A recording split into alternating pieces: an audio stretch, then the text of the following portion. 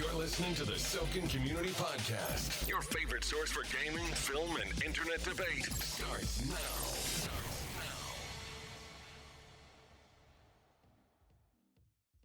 Good morning, afternoon, evening, whenever you're listening to this podcast.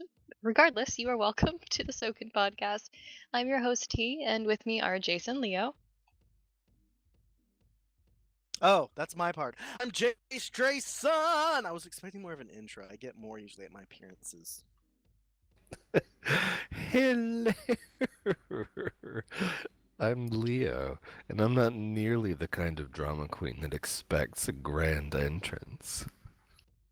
Next time we'll get the drum roll. Anyway, okay, maybe it's a little bit late to add the drum roll considering we're over halfway through the podcast season. Are you guys excited to wrap up in another month? No, I think it's super fun to hang out. I like going to you guys. I like putting together the podcast. I always am excited to see what the writers come up with, and it's going to be a little bit sad to take a break, and I'm hoping that our writers and producers and everybody will keep the break limited, because I'd love to get back in the studio and keep the thing rolling with you guys. Amen. So yeah, this has been a ton of fun. I'm actually kind of surprised we're halfway through. It seems like we just started. Jason and I have been having a ton of fun really talking through a lot of these subjects. Some we've disagreed on, some we've agreed on, but for different reasons.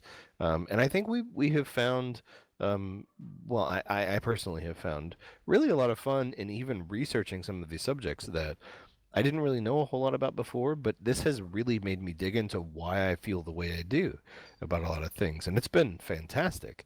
I really enjoy it, so I don't want it to end, but it has to, as all good things do, and hopefully, it won't be too long until we kick up season 2. Or the next season, sorry, not season 2. Season 2 for you. My Some of us have been around a hot minute. Okay, Jace. Today we'll be discussing the revival of canceled shows, and fair warning, today's episode is going to be full of spoilers for recent streaming shows The Witcher and The Mandalorian. If you are not caught up on any of those series, go binge them and then come back to us.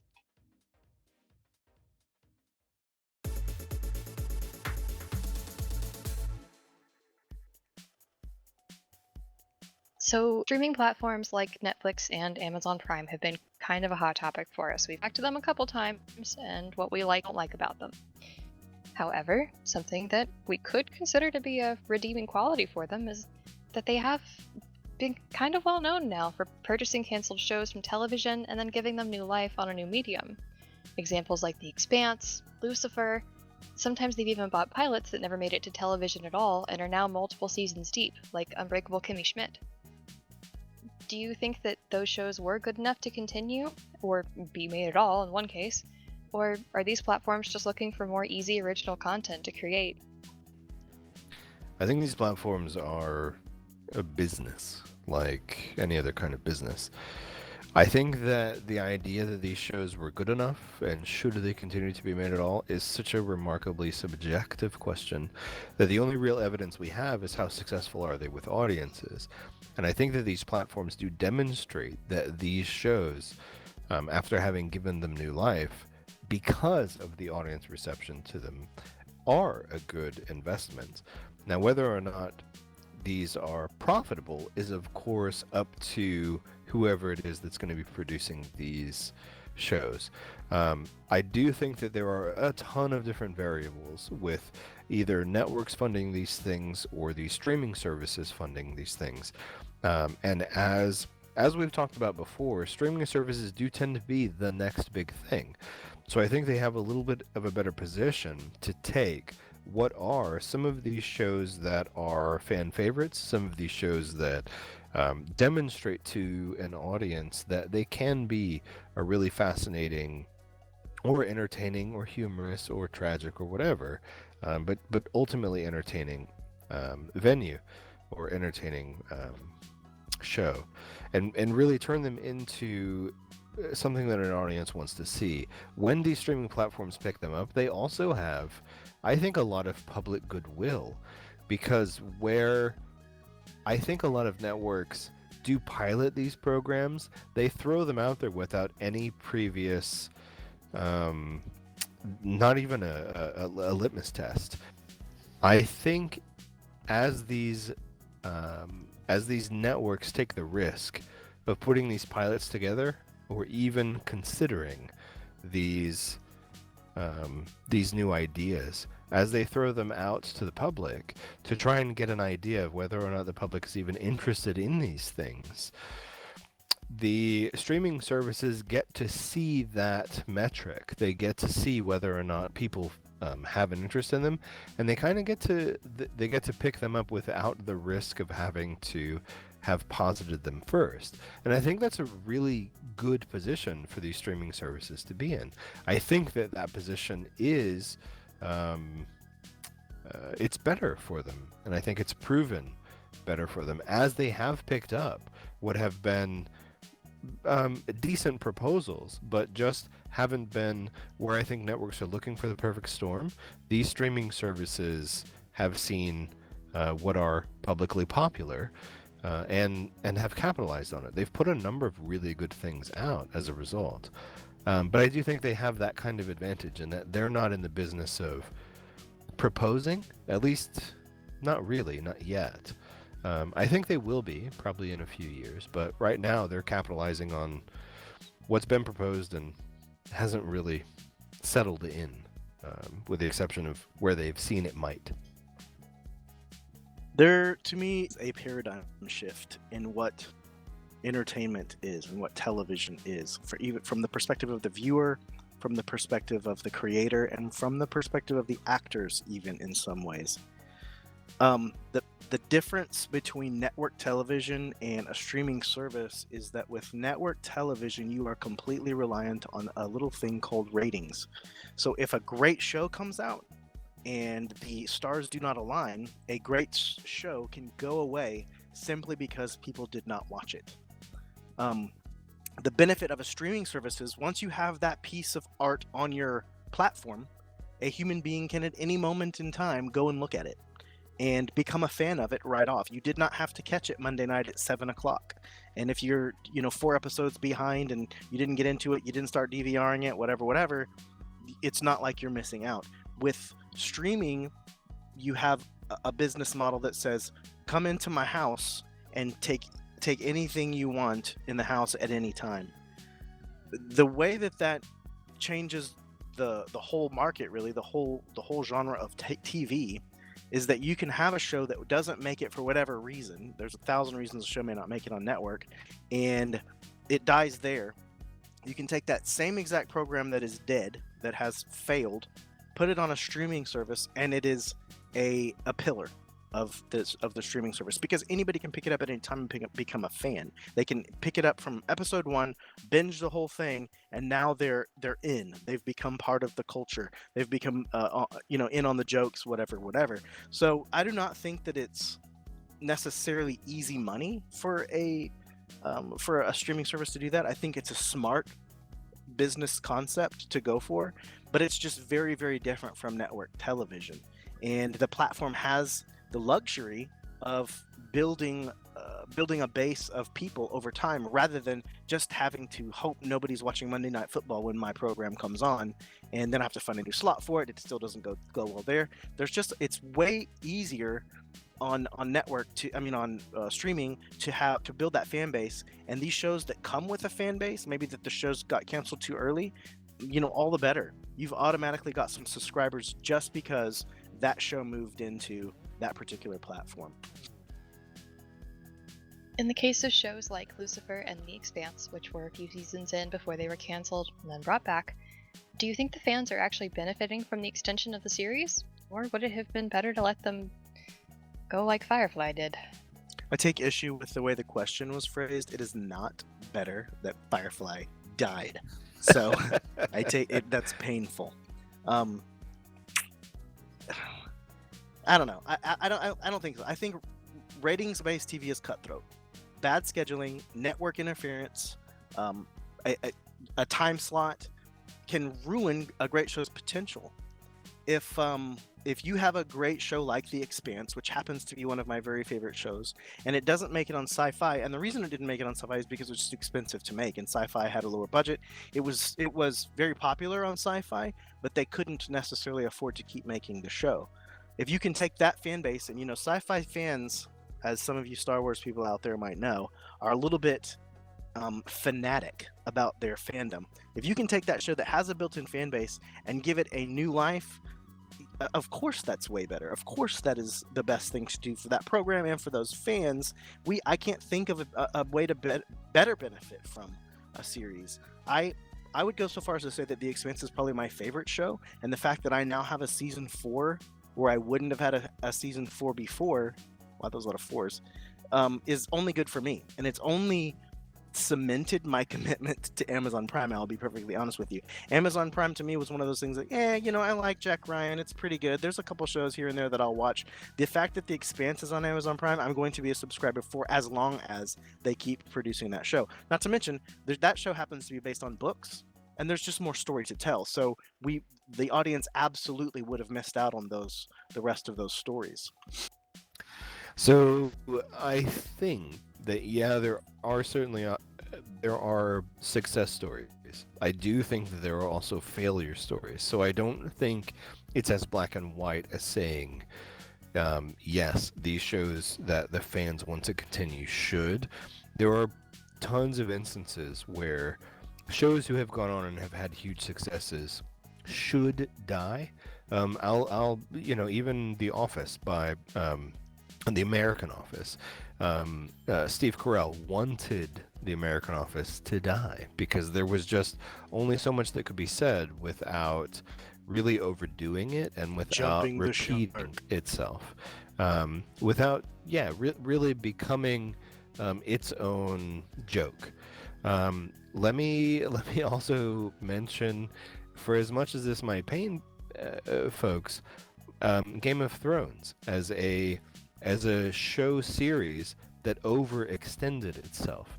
It became so popular that it extended itself beyond its source material, and before that source material could be created, it tried to do something more, and as a result, in my opinion, became less than its source material. I think these should be lessons for those folks who simply want things to go on and on and on. Those folks who are fans of certain narratives, who want to see them continue to exist, they really need to consider what that actually means. Does that mean that you're going to get the same quality? Does that mean you're going to get the same depth? Does that mean you're going to get the same, whatever it is that attracted you to that narrative in the first place? Is that going to remain? But that relies on a whole host of conditions that may not exist anymore.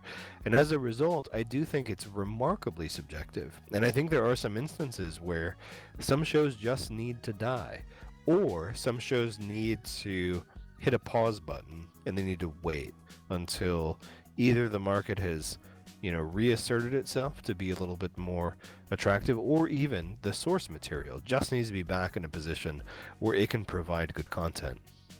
Sometimes zeitgeist matters as well. I fully am for long-running series. I like my shows to go on and on, but I know that at some point there is a time where every show has a shelf life, and there's not enough stories to tell to keep it interesting. That shows do jump the shark and become so serialized that you lose a plot, and I like plot and I like things to make sense. Will and Grace was a really fun show in the first run. It was canceled after, I believe, 7 seasons, and it has come back in recent years with continuation of that series. They kind of retconned a little bit of things that happened at the end, and to me, that continuation has not borne fruit. It has not captured the same fun, captured the same feeling that it did on the original run. And while I still laugh, I still find some of the jokes funny, it feels a little creepy because the time period in which Will and Grace was created, we needed a Will and Grace. We needed that there. Now, the jokes just don't land as hard. It doesn't feel as timely. It doesn't feel as connected to culture, even though they try to, make the references. It just doesn't connect. And that to me is the difference. Firefly, let's go back to the question. Firefly was 1 season, and because of a fan-led campaign, also got a movie. Firefly, and it was only really half a season because it was a mid-season replacement. Firefly had a lot of stories left to tell. A universe, a world had been built. There was lore to that world. There were characters that were, I mean, and at its core, Firefly was a character study, let's be honest. It really wasn't as much about the sci-fi as it was about the characters. And there was tons of stuff that still could have happened with those characters. We left them too soon and it was canceled poorly. I fully believe that Firefly, had it been canceled today, would have been picked up by one of these streaming services, and we would have many, many more seasons of Firefly because it was just that good.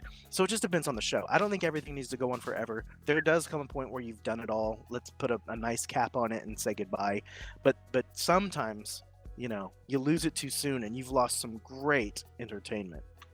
Right. I think unfortunately the metric for what is the cap, like what's too long, I think it's derived in some number crunching lab that isn't necessarily the standard of what an audience is really interested in. We've got a bunch of examples of shows, you know, like Heroes went on for way too long. It got rebooted and it failed magnificently. Lost also, I mean, I think it went on way too long. It told a whole bunch of crazy stories and didn't really answer them all, and it just kept trying to like reboot itself along the way with its own different wacky seasons. Like, there were a number of shows that really captured an audience and really had a cool story to tell. Firefly is one. I agree with you in that I don't think it had enough time to tell all the story that it should have told. But I think there are so many other stories that just went on too long that really should have turned it in. They should have thrown in the towel way before they did, but didn't, because the producers were, you know, in their ivory tower saying, this is making us money, so let's continue doing this. And they ended up driving whatever it was that was successful into the ground to the point where audiences were no longer interested in whatever that magic was. And I weep for that bit. Like, that magic that just gets ground into dust, unfortunately, ends up being a failure for even future endeavors that had a lot of potential and could have told cool stories. But that thing, that element, that magic that was cool for that initial story is now dust for whatever future stories could be told, even in different worlds. But the audience is just done with that stuff. And I dislike that mechanic of our current entertainment culture. Obviously, there are a lot of shows that we wish could come back. So besides Firefly, what comes to mind? Firefly. Oh, sorry, maybe I misunderstood the question. I would go classic, old school. I would love if there were more episodes of Star Trek, the original series, in the can. It was canceled for low ratings, and obviously there were many, many more stories to tell in the Star Trek universe. It's, you know, going on however many years of telling stories, and there's still new series coming out. Picard comes out this month, and I cannot wait. There's a lot of Star Trek left to be told. It would have been good to see more of the original series lore built and expanded upon by Gene Roddenberry and the original creators of the series, to just see what more they could have given us to build on in all the years that followed. I'm a little sad that we only have 79 episodes of Trek. Another show that I really like, and most people don't, but I thought it was really good and fun, was Gallivant.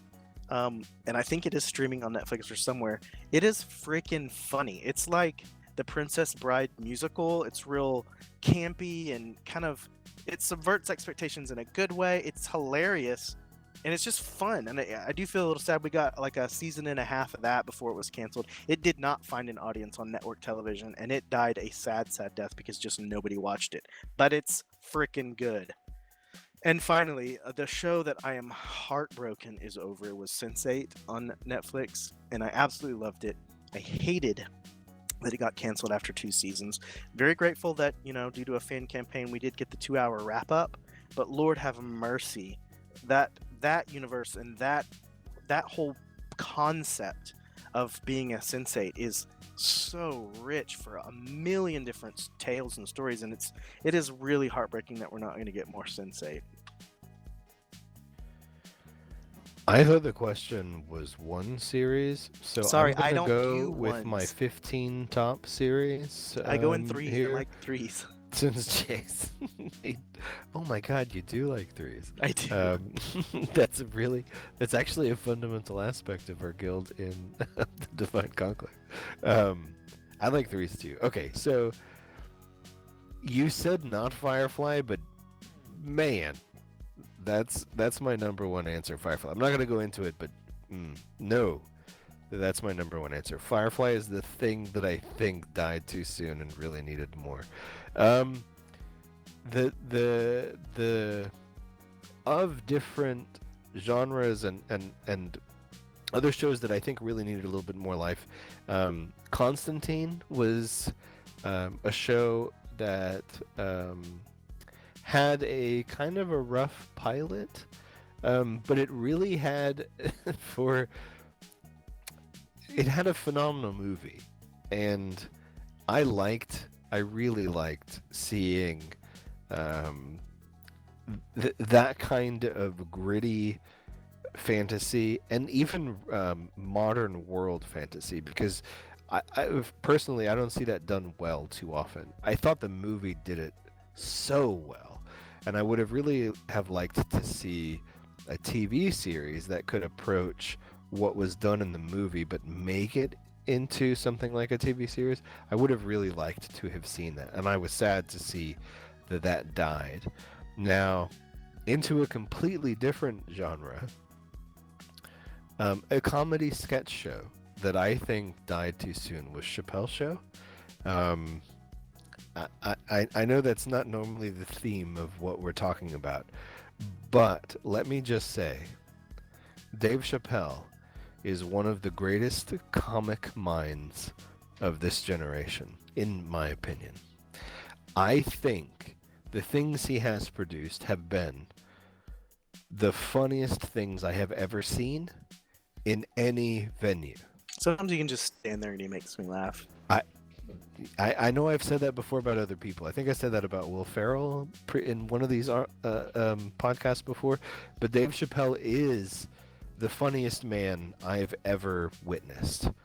His sense of humor, his take on different things have been, to me, they have been so funny that they've been enough that have made me desperately want to see something like the Chappelle Show carry on. His take on different things have just they've been unprecedented. He also doesn't hold back. He touches on things that are sensitive, and he makes funny things that are taboo, but he turns them from crazy taboo into, well, all right, a little taboo, but listen to how he spins it, and it's still kind of funny, even for those who are a little bit more sensitive to those topics. He's, in my opinion, the funniest living comedian, and I would have loved to have seen his show carry on. So, coincidentally, did you know, since Constantine was a show you wish would have continued, did you know that the NBC Matt Ryan Constantine TV show was retroactively put into the Arrowverse, and that character, Constantine, is still actively on the series, a couple of the series, but I think currently running on Legends of Tomorrow on the CW? I mean, I don't watch it, so no. So you could have more Constantine should you want. In fact, I believe they're running right now the Crisis on Infinite Earths crossover for all the DC series on CW, and I believe he has a very important role in some of that stuff. So, but you're saying I have to get through the Arrow to get to my Constantine? Not necessarily. I know he made an appearance on Arrow, but I think that he's a series regular on Legends of Tomorrow. And part of the problem with the Arrowverse it is a little convoluted, and there's a lot to take in, and the truth is I've kind of given up on it except for the crossover series. I watch that every year, but I'm not a huge follower of the TV shows. Maybe take it as another lesson and be careful what you wish for when you wish for series back. Regardless of how you cope with the end of a series that goes too soon, whether it's fan campaigns, fan fiction, or roleplay or P Guild, based on a similar universe. They can take your seasons, they can take the books, but they can't take the sky.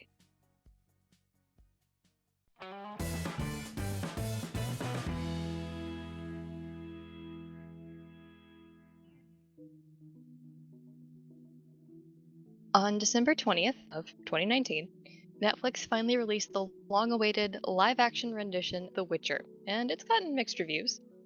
Starring Henry Cavill as the infamous Geralt of Rivia, the show has been described by some as the best video game adaptation to film ever made, and of course others saying it's a complete pile of garbage that makes no sense and was poorly written. We're, of course, still making memes about it regardless, but let's see what you guys think. Was Henry Cavill a good choice to play Geralt? Is it Cavill or Cavill? I always say Cavill. I don't know, but I mean- I said it now. So. Regardless, Henry Cavill is always a good choice. You could put him as Superman, you could put him as Geralt, you could put him as Batman, you could put him on a piece of toast with some butter, and he is always the best choice. I don't know that you could put him in something and I wouldn't like it, because he's just a really fun man to look at. But that all said, I think that he actually was really a very good Geralt. Is it Geralt or Geralt? Here's the thing. I never really was a fan of the video game, so I don't really know how it goes. Geralt. I thought that he resembled many of the pictures and memes of the Witcher game that I saw. So I think that he certainly resembled the character, but it's hard not to when you put a white long wig on someone and they're going to automatically start, having those appearances up. Loved the casting choice. I think that he can play anything, though, and it's still a great casting choice.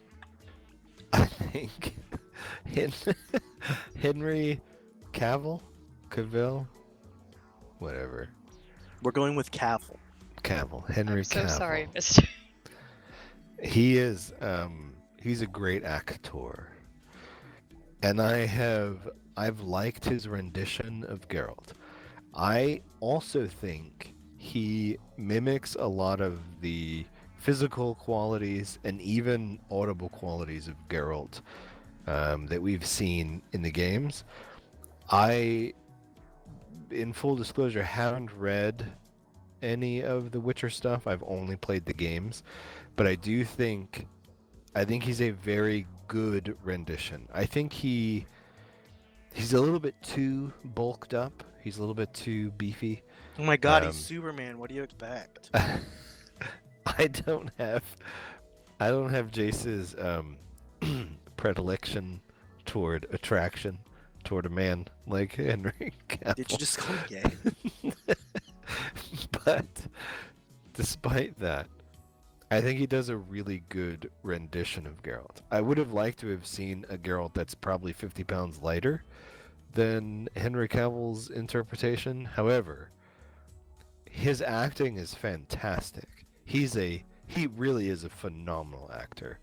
And I like everything from his eyebrow quirks to his gruff voice to his even the way he drops the F-bomb in certain situations in those episodes. He's so Geralt in those situations. I think he's a good choice. It was an interesting casting choice in the sense that I have played a little bit of The Witcher 3, and Geralt in the video games absolutely does not have an English accent. He sounds very American, in fact. It was interesting that Henry was cast and allowed to just be as British can be, like he is. I mean, he was a tutor, for God's sake. So I thought, in terms of casting, that was interesting. That they didn't try to mask his accent with a perhaps video game representation of what Geralt sounded like. But he did kind of mimic the growl and the gravel of Geralt. Right. I think part of that is probably because of the difficulty of him trying to get that gravel of Geralt. I think in casting, and this is totally out of my rear end, but I do think in trying to get somebody who doesn't normally speak like that to then also have an American accent where you don't normally, especially among a cast who don't have American accents. Like, all of the other cast had English or European accents to the way that they spoke. Geralt was kind of unique in his American accent. And I think a lot of that was to cater to American video game audiences. However, I think American movie audiences don't have a lot of those same sensibilities. And so I think it was, while not a choice that necessarily honored the video game character, I do think it was one that still honored the narrative character. And I do think that it's one that honored the show/movie audience. I didn't think it was a bad choice. All right, let's get into another controversial choice. Besides, the wig. How do you guys feel about the story being told in a non-chronological order? So you made a dig about the wig. I'm also going to make a dig about the contact lenses that were a part of a ton of the characters throughout the movie or the shows. Some of the eye colors of the various characters were all right. Some of them were terrible. Geralt's yellow eyes in some scenes were okay, and in some scenes were just terrible. Ciri's kind of milky blue eyes were just gross in a lot of shots, but not so bad in others. I think it's because she is an actress who probably has naturally blue eyes, and they let that shine through in a number of scenes that I thought were some of the better ones. And then they put these contacts in her eyes, and then they shot these super close-up scenes of her eyes as if to say, look, she's got weird eyes. Like, yeah, because you put gross-looking contacts in them. It was a little disconcerting. Kind of what I call cow eye, when you've got kind of eyes going in different directions because the lens hole slides off center a little bit. Yeah, I they were like terrible. But on that note, I haven't seen a good contact lens in a movie ever, really. Like, neither have I. That's why, like, the idea of eye color for a particular character, if you're trying to achieve it in. Sil hates this, but do it in post. Oh my god, do you know how expensive that would be? That on Titanic, remember? They put the young Rose's eyes on the old Rose. But it's super expensive. If it looks better, man. Well, okay, yes, super expensive is a thing. However, okay, that wasn't the question that was asked. I'm sorry. You asked us, how do we feel about the non-chronological? I'm sorry. Oh, we misunderstood the question. No, non-chronological. I'm a butthead and wanted to talk about context. I'm sorry. The non-chronological thing about the shows was probably the most confusing element until I got into probably episode 4, as well as a whole other bunch of people telling me, hey, be advised, this doesn't go in chronological order and you're going to be confused. And there's absolutely no indication whatsoever that you're talking about two different timelines until you just somehow figure it out along the course of either watching it or someone else who has finally seen the finale telling you, hey, watch out for this. You do, I think, if you're a remarkably astute observer who knows not only the Witcher lore, but you know the games and you know the written content prior to the games, there's no way to know what the things are being referenced and why something should be before something else. I think perhaps, and maybe this is my own failing, but I think perhaps the writers were thinking a little too highly of their audience in a lot of ways, where they were writing things like, surely people will get this, and they just put in this rare hint at some episode to let folks know, because they didn't catch some of those hints. I caught it. I don't even remember what episode it was, but there was like a puppet show that was a scene cut, like from one scene to the next.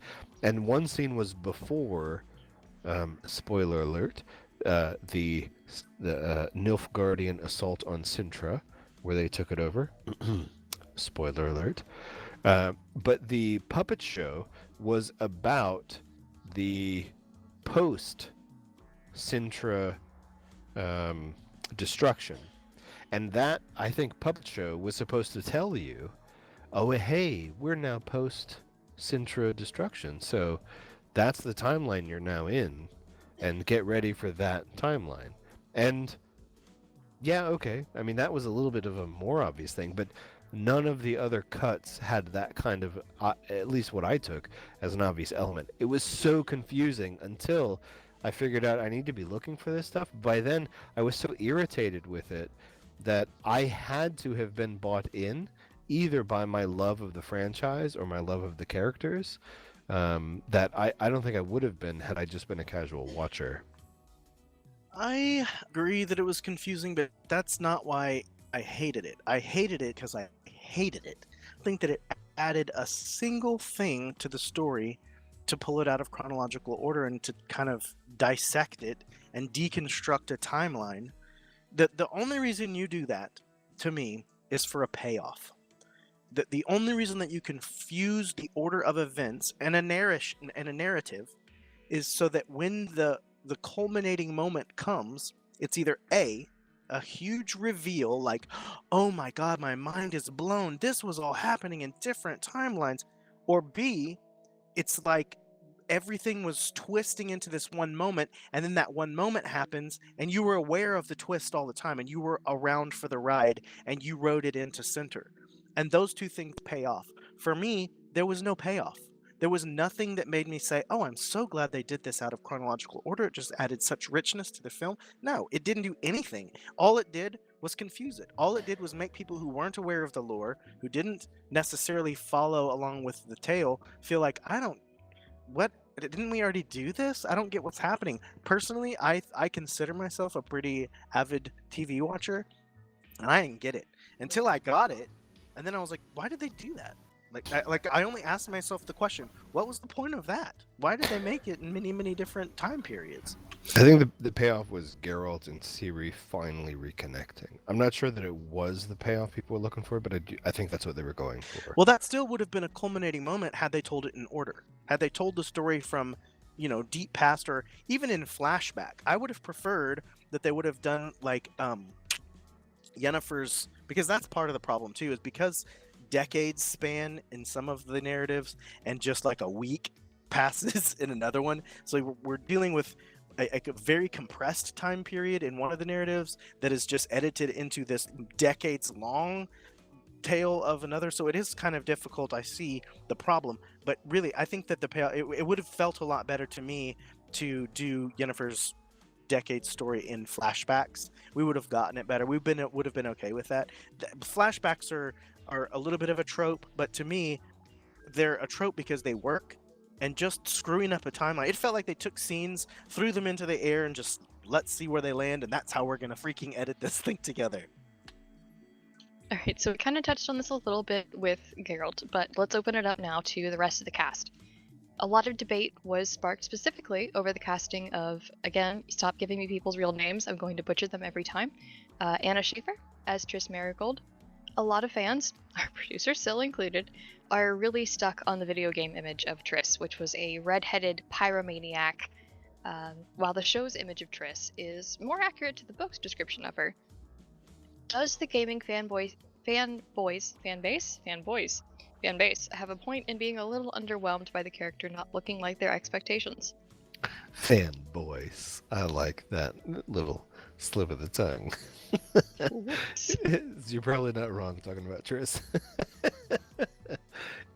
But I actually took a moment to re-look through a lot of the various casting, and the casting is really one of those things. For all the things that I like about The Witcher, the casting is one of the things I like the least. It's well written, it's well told. I think it has good dialogue. I do think while I was a little bit bored by the first few episodes, it really did redeem itself as it started gaining steam throughout the first season. The folks that I took the most issue with regards to casting were honestly a lot of the sorceresses, and I think a lot of that is probably a result of the games. However, from the games, I started looking into even the source material, and while Triss isn't a character that looks anything like the Triss that I'm familiar with from the games, Yennefer is also not a character that matches either the games or the source material. The only thing that the character Yennefer in the shows has is that she has dark hair. That's literally the only thing that she has. In similarity with the previous character. She was pale skinned, she had lighter eyes. Now she had purple eyes that turned blue when she was angry or whatever, but she also had really angular features. She had a narrow chin, she had a narrow nose, she had pronounced cheekbones. She had, like, if they hadn't been so well described in the books, the games would not have had such a significant portrait to paint of the character of Yennefer, and they would not have been so specific about how they painted her. There were also a number of traits of Yennefer that were neglected in the shows. Yennefer was a character that only wore black and white, and yet in the show she wears all kinds of crap. She wears like a blue-gray dress in the series 1 finale that just doesn't make any sense for her character. And there were a lot of elements that I thought were really missing for Yennefer that were things that were important to her. Now, granted, all of that is purely casting. The actress who played Yennefer was fantastic. She's a great actress, and I think she managed to capture a lot of Yennefer's idiosyncrasies really well. She's a complex character. There are complex links between her and Geralt that I think are explored very well between the two characters, or between the two actors, but I don't think she has the right look for Yennefer. The same for Triss, and I super hate Ciri's stupid contacts. Her contact lenses. Ugh. I'll say it again and again and again. They're just the worst. Well, I mean, casting, red hair, video games. Took Peter Griffin. Oh my God, who the hell cares? I don't understand what the big deal is. I know why this is a debate online.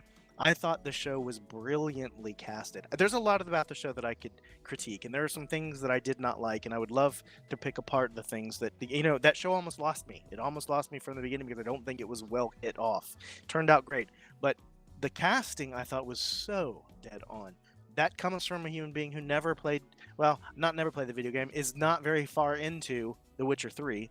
I didn't read the books, so I didn't have any preconceived notions about who ought to play these roles, but just from coming into a series and enjoying it for what it is, a television series, I thought the casting was great. In fact, Yennefer, and this, by the way, this is coming from somebody who has a huge, massive crush on Henry Cavill. Yennefer was my favorite thing about the program. I thought she was stunning. I thought her acting was amazing. That transformation from when she had the disability to when she became beautiful, the torment that she had, about not being able to have a kid, every piece of her was so brilliantly portrayed that I honestly don't know how they found the woman, because I really can't imagine anyone else in the role. It never even occurred to me that Triss was anything but Triss. Part of that's because I didn't play the video game up to Triss, but it never even occurred to me that this was not perfect casting for this person. In fact, the episode where they first introduced her was probably the first episode where I thought, this is a pretty good show. So I think that when you're casting a show, you really should leave several of those especially pixelated versions. Now, I do think that going to the source material, going to the book, and picking some things out about the character and putting those and trying to find those qualities in a human being, even if they're more visceral, they're not quite as just spot on, is really what a casting director should do. And I think they did that here. But honestly, I don't care what color someone's hair is unless it's pivotal, unless it's something that really, really matters to the story. And I really don't know how red hair would have mattered to the story anymore with that particular character. And Yennefer, come on, she's probably right up there with Wonder Woman. I don't know if the differences with Triss would have mattered too much. I as a person who played the games more than read the source material, it did matter for my perception. However, I'm not a person who's based my preconceptions on what was written before. Yennefer, however, was a character who was conceived and generated for the games based on the source material in what I thought was a rather beat for beat perfect mirror. And she was conceived in the games in a way that was flawless. She was everything that was supposed to be the thing that The Witcher was, I don't know, attracted to in a number of ways. Now, the games for The Witcher allowed for the player to make various choices, and one didn't have to end up with Yennefer, or, if one didn't want to. But there was certainly a clear history between those characters, and there was no denying the physical attraction. I mean, I think just like how does Henry Cavill represent Geralt is the same way that whoever the actress of Yennefer ought to be should I just don't represent think the character of Yennefer. I don't think it matters. I'll be honest. I the only time I encountered Yennefer in the game is the prologue, the kind of little tutorial section there, and the first thing I thought when I saw the first reveal of Yennefer, the beautiful sorceress, not obviously in the initial scenes of the character, but the first reveal of the sorceress was, wow, that was really well cast.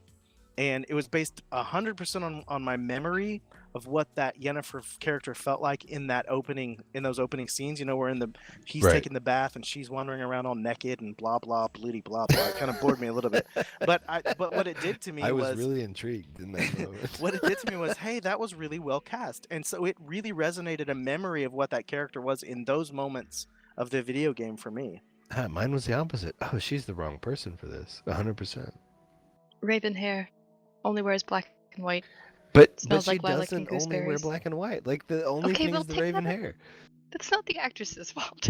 I know.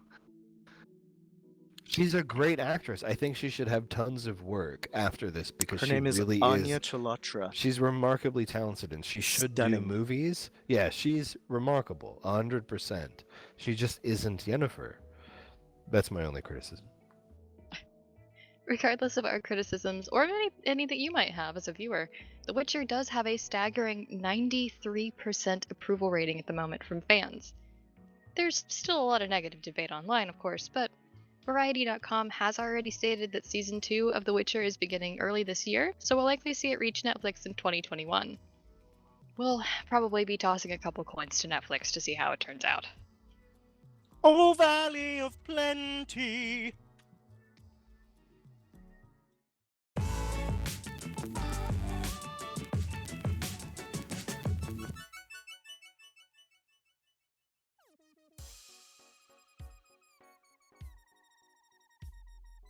And bringing us back home to our native territory, we're going to talk about more Star Wars.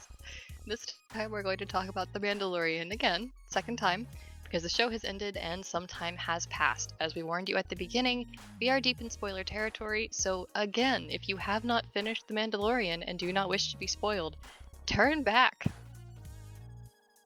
Last we saw our Space Daddy Daycare and the troublemaking Disney icon of the decade. They were leaving behind their friends and a presumed dead Moff Gideon on Navarro to search for the child species. Do you think that this means the story is going to take a turn towards covering more Force users or Force-related plots? And would that be a good thing or a bad thing?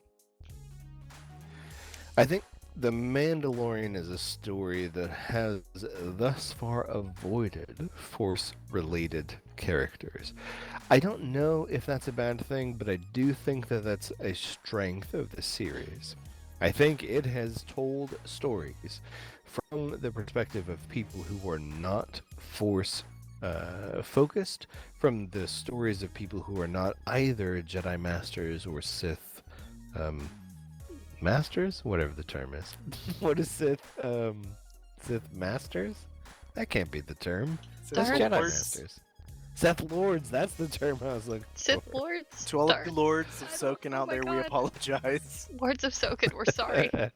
So, Sith Lords. It isn't a show that has been about that. It's been about the non-Force sensitive folks trying to survive in this crazy universe that is full of these space wizards. And I think that's the charm of this show. Now, to have the Mandalorian, who is obviously a little bit of an extra special character, he's been trained in certain things and he has certain crazy armor, and he obviously has a pretty cool ship, but he makes the story interesting for every person. He makes the story interesting for someone who wants to see themselves in the hero. And I think that's an element that makes it charming. Is that something that should be abandoned? I honestly don't think so, because I think the story needs to elevate itself. I do think it needs to get to the next, to step 2 in the second season. So potentially introducing some kind of Force-sensitive villain or foil is called for, but I don't think that they necessarily need to make them something that happens immediately. I'd like to see that something, but not necessarily right off the bat.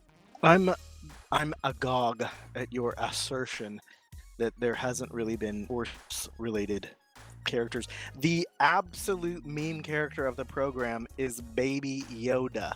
Yoda, one of the most powerful Force users ever. It's a baby of his species who we have seen magnificently wield the Force, and in some ways confirm canon usage of abilities that we only guessed about prior to the series. We saw our first ever use of Force healing on this program. Now, at the same time, Rise of Skywalker came out and we got to see it in the film as well. But Mandalorian did it first. So it really is, to me, yes, it's not focused necessarily on the light side versus the dark side. It's coming at it at a skew and a tangent. But one of the main characters, if not the most popular character, is absolutely a Force user. So I don't know that we have any choice but to turn to more Force users, more Force-related plots, more, like you said, dark-sided aspects of and frankly, we kind of saw Baby Yoda use the Force in a dark-sided way, and I guess kind of is understating it because I don't want to think of him in that way, but Vader choked what's her name when they were arm wrestling, so He did. Yeah. He's used the dark side, and it was clearly out of anger. His expression, while adorable, was very heinous. He was mad about it. I think it's only a good thing to give us more Force stuff. People love the Force. Bring it on. Let's take this little buckaroo back to Yoda world and put him in a Jedi Academy, and I would love it if they did that. And of course, kept on with the adventure. I do agree with you. There is something about the non-Force use characters that make the Star Wars universe grounded and give it a little more weight than just bouncy laser sword wielders. But I love the Force, and I think most of the people that follow Star Wars love the Force, and that's one of the things we really want to dig into, especially with Baby Yoda. I totally agree that the aspect of the Force is the thing that makes Star Wars what it is. Totally agreed. The Force is what separates Star Wars from any other kind of sci-fi adventure. And I do agree, yes, we've seen Baby Yoda do things that are they light side, are they dark side? No, I think they are what is the undisciplined use of the quote Force. From girl, you would never make it Knights of Sokan.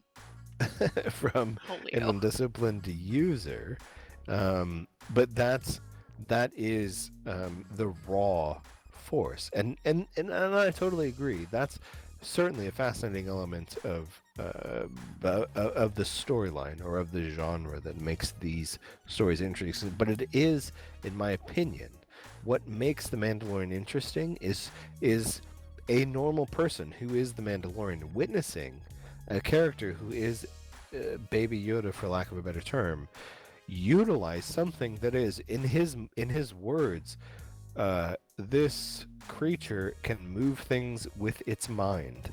And that's his perspective of what this thing can do. And it took his, I don't know what the Mandalorian equivalent was, like Forge Master is, whatever her title is, the person he goes to for wisdom and advice. And she's like, no, I've seen these people before. And he's like, what? You're crazy. She's like, no, for real. Like, I've seen them before. And she has to tell him a little bit about them. And the fact that they fought a war against this group of wizards who call themselves Jedi. And he's like, this is crazy talk. And for them, normal people in this universe, that's the interesting thing. We know at this point, in the 21st century, we know who Jedi are. We know who the Sith are. We know what the Force is. We know even, whether for good or ill, we know what midichlorians are. Regardless of your opinions of them, we, the audience, know them. To me, it's an interesting story to follow somebody who doesn't, to follow somebody who's learning about it, to follow somebody who's like, what is this crazy stuff where this person can shoot lightning out of their hands? That's redonkulous. Like, that to me is a cool story to follow. And the Mandalorian is that. And I think that's the draw for this character, because he is that guy that's like, whoa, this is nuts, while watching these crazy space sorcerers. Leo, you may know many things, and we may know many things in this 21st century. Do you know the tragedy of Darth Plagueis? Darth Plagueis the Wise. Oh no. Alright, well, we can't talk about the finale of Season 1 without talking about the Darksaber. Last seen in canon in Rebels, the Darksaber was on Mandalore in the hands of Bo-Katan, but in the final moments of the episode, we saw Moff Gideon, not only alive and well, but wielding the Darksaber. How the heck did he get it? And do you think we'll ever see Din Djarin get a hold of it? Oh, I hope we do. I would love to see the Mandalorian, and it kind of only makes sense. You know, the Darksaber is part of Mandalorian lore. That is, it belongs to the Mandalorians, and that's where I think that ultimately it should rest. So I hope that part of the story is him getting it. But where it's been, I mean, really, I guess in universe we haven't seen it for about 10 years ish, and that saber gets around. You know, Tar Vizsla had it, Darth Maul had it for a while. Sabine Wren from Rebels had it for a while, so it's been through a lot of hands in its own history. But the intervening period between Bo-Katan and Moff Gideon, I mean, who knows? Was there a big fight it out between Moff Gideon and Bo-Katan? Not sure. The Mandalorian does make reference to knowing who Gideon is, so there is some type of history between him and the Mandalorian. So it could be that there was already some struggle there that we'll get more history on and find out how he came into the possession of the saber. But I mean, it's a rich mine for perhaps a comic book series. I will forever bow to Jace's Star Wars lore. One of the more interesting aspects of our relationship in the Elder Scrolls Online is that he tends to defer to me with some of the Elder Scrolls lore, and so I was like, oh, he's not a lore guy. And then I heard him talk about Star Wars, and I was very quickly humbled with the fact that this dude knows more about Star Wars than most humans on the planet Earth. I love Star Wars. 1v1 me, Jace. Dude, I wouldn't. So that's only to say, I will defer to Jace's perspective in what could have potentially happened with the dark saber over the course of time. I have seen it used in a couple of episodes of some things that I've watched, and it has been clearly an element of what is supposed to be important Star Wars lore that I took as necessary for me to recognize. And as such, I took it to heart that this Darksaber is something that's a big deal. Having seen Moff Gideon wield it, it's something that I know should be something that is important to the Mandalorian, and it's something that, as a result of having seen it in the Mandalorian show, I'm now eager to learn about it in previous tellings. It really was one of those moments. Like the Mandalorian had a couple of those moments. The first was at the end of the pilot, when you saw the little Yoda hand, and it dawned on you, holy mother, they're about to show us a Yoda, a little Yoda. Another one was whenever the little baby Yoda used the Force and floated that furry rhino. Holy mother, it's also Force sensitive and can do stuff. And then, rounding out the whole series, that saber cuts through the TIE fighter, he cuts it open and pops out, and I literally had goosebumps, and I was like, the Darksaber? And my husband was like, should I know about that? And I was like, goosebumpy over it. It really was. This series had several of those moments that you're just like, as a Star Wars lore nerd, you're just like, oh yes, give me more of it. Right, totally. And that is what I think makes this show as good as it can be. Not only is it a decent show, it really is just a good kind of spaghetti western set in the Star Wars universe that gets people who are interested in an episodic adventure to watch an episodic adventure. But it is also that really cool element of thing that gets folks who don't know the things. Like, I actually had to Google Darksaber after I watched it because I was like, what in the world is this? And so I started Googling Darksaber and I started reading about all this history, and I was like, ooh, do I want to learn about all this on Wikipedia or Wookiepedia, for those of you who really know, am I right? Or do I want to wait until the next episode of The Mandalorian to really learn about what the thing is that they wanted to tell us about this thing? And I'll be honest, I did Google it and Wikipedia'd it up because I just can't help myself. Okay, so then what do you guys think that we're going to see in Season 2? We could go back to any of the planets we've seen before, we could check out new planets, different races, Twi'lek, Zabrak, more that I can't pronounce. What do you think that we are going to see, and what do you want to see? I want more Force stuff. I know Leo was kind of begrudging like that we can go there, but I want more. I want to explore the Yoda species, and I want to know their relationship to the Force. Are all the Yodas able to use the Force? Is it something that's like in all of their DNA that they can do? Because that's highly unusual. Are they extremely rare as a species? Is there just a few of them around at any given time? I don't know. Like, I want to know answers to those questions. Another thing that I would love to see, though, is you know, that passing line in episode 1 about Padme being an angel around the moons of Iago, and then they did have a Clone Wars episode where they kind of expounded a little bit on that race, the Angels of Iago. I would really like to see a live-action version of one of the Angels of Iago. I think that they're a cool species just in general. Like, they're energy-based and they're kind of beautiful and lovely, and it would be really neat to see that in live action rather than just animation. So that'd be fun to see. I'm a little bit torn about the next thing. I kind of want to see. I hate to even say this.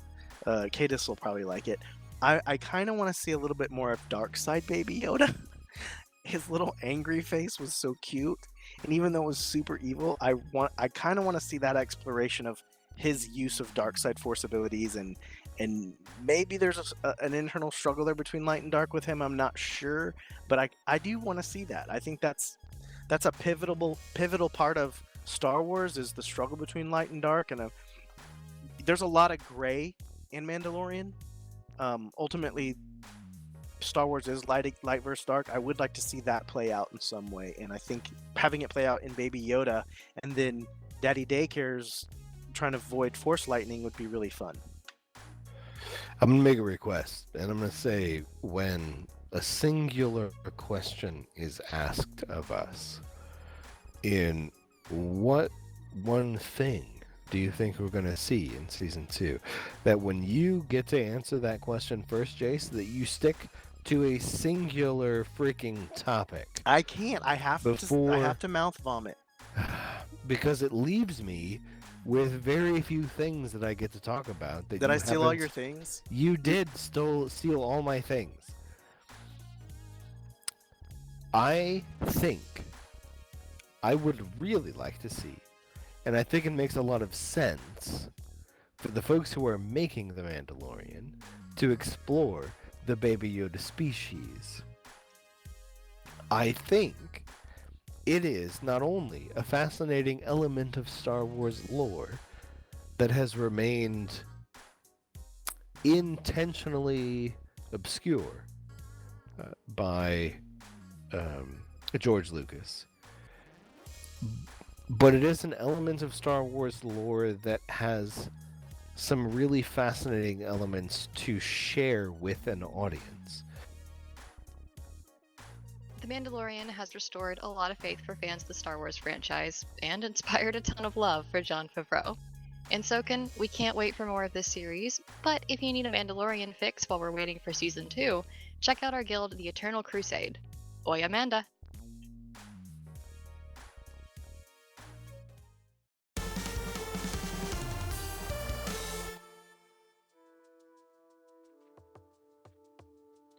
Okay, this week, for tea time, I'm going to hijack my own segment, and I have a question for you guys.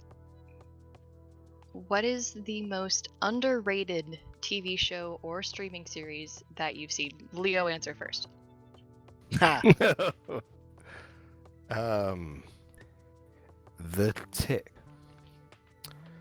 It was what I thought a remarkably refreshing comedy, as well as a remarkably inspirational superhero show.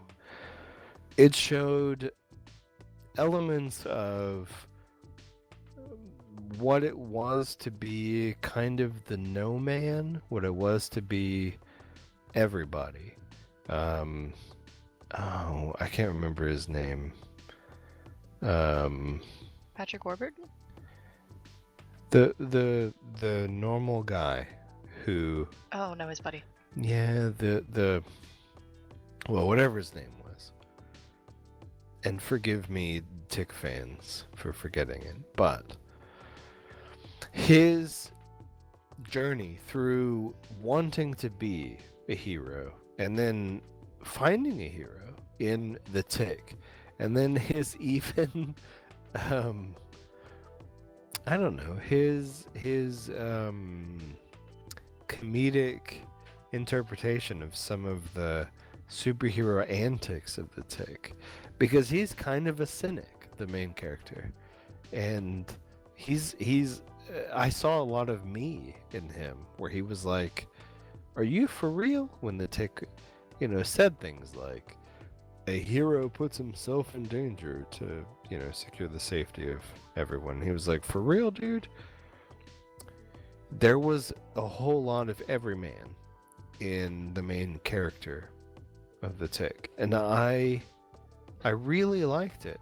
There was a superhero assembly that he had to contend with. There was the politics of that, in addition to the politics of just trying to save people from the villain, that were refreshing, I think, in a lot of ways. I enjoyed it. I'm sad that it hasn't continued. I really enjoyed the first 2 seasons of it, and I would like to see it continue.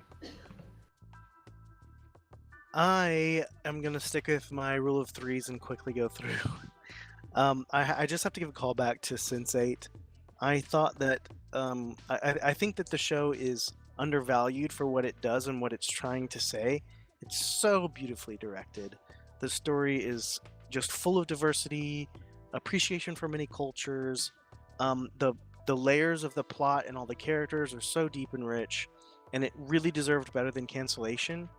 I think that it really brought people together around the world in some ways, just like it did in the show. So I was really sad to see that go, and I think that it is very undervalued as a streaming series, and I would love to see perhaps another campaign give it a little more life, though I don't hold out hope. Another series that isn't canceled, that's still ongoing, that I think is relatively underappreciated, and just because what it is Grace and Frankie on Netflix. It's about older women and deals with older women problems, but it's really funny, and I really like I like Lily Tomlin and Jane Fonda. They're hilarious in the show. I don't know that it has a huge audience. I think that it's probably pretty niche as far as who's watching it, but I've watched it and I think that it's fun and it deserves more viewership. And then the big one, if I could really only have one answer, the answer would be the OA, which I think is bizarre as a show, really original, incredibly thought-provoking, and it has been canceled after 2 seasons, which is just terribly depressing, especially how they ended the second season. I won't ruin it for anyone, but it really is strange to end when there seems like there's just so much more to tell about this particular universe, or multiple universes if you're a fan of the show. But I loved the OA. I'm not. There is a fan theory that perhaps it really isn't canceled, and that because of the way the series ended, this is just a kind of a meta in joke that they've announced the cancellation. But I don't think so. I think that it probably really is gone. But I think that it's highly undervalued, highly underrated. It was really, really good. And I have to say, the first time I watched series 1 and got to the end of it, I kind of just sat in silence for a while, because I thought, I don't know how, I don't know what I just watched, but I feel like it's really important and I need to figure out what this was about. And it was a really, really cool show with a lot of deep little subtle hints of what was going on the whole time, and I miss it. The OA seems to be almost like a J.J. Abrams film, in that there were a lot of mystery boxes set up, and whether or not they're going to be opened and what's in them are going to be satisfying is yet to be determined. And I got the sense throughout that whoever it was that was originally responsible for it was kind of the same sentiment of Lost, and was the same sentiment of some Star Wars movies that will remain unnamed, but that there were ideas that could have been capitalized on. There were ideas that should have been answered, and that there were some really cool ideas that could have come to something, but there just wasn't either the funding or the, I don't know, the right state of mind behind it, the right confidence behind it to really see those answers come to fruition. Well, Britt Marling is one of the writers who also stars in the show, and she said from the beginning, this is a story that needs to be told in 5 seasons, and it had a beginning, middle, and end. She knew it needed 5 seasons to be told.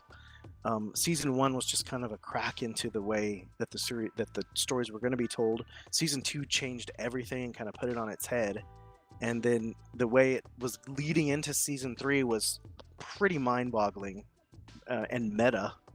But I guess we'll never know, being that it's canceled. Assuming that the cancellation's real and it's not just a kind of meta in-universe hoax to suck us all in, which I would love to believe that, because it would fit so well with the end of season 2.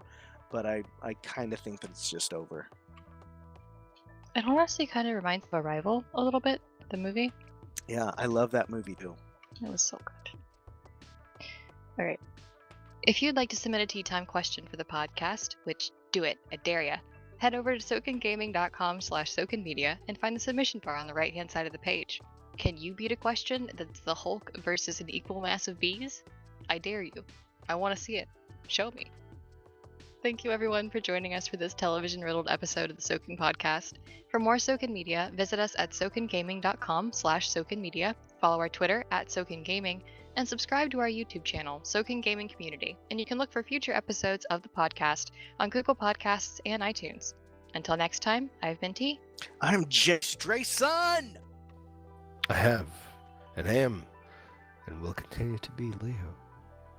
And we'll see you next week. Stay shiny, Sogan. Thank you for listening to the Sokan Community Podcast. Craving more? Visit us on Twitter and YouTube at Sokan Gaming, as well as our website, www.sokangaming.com. Until next time, stay classy. Right, Jace?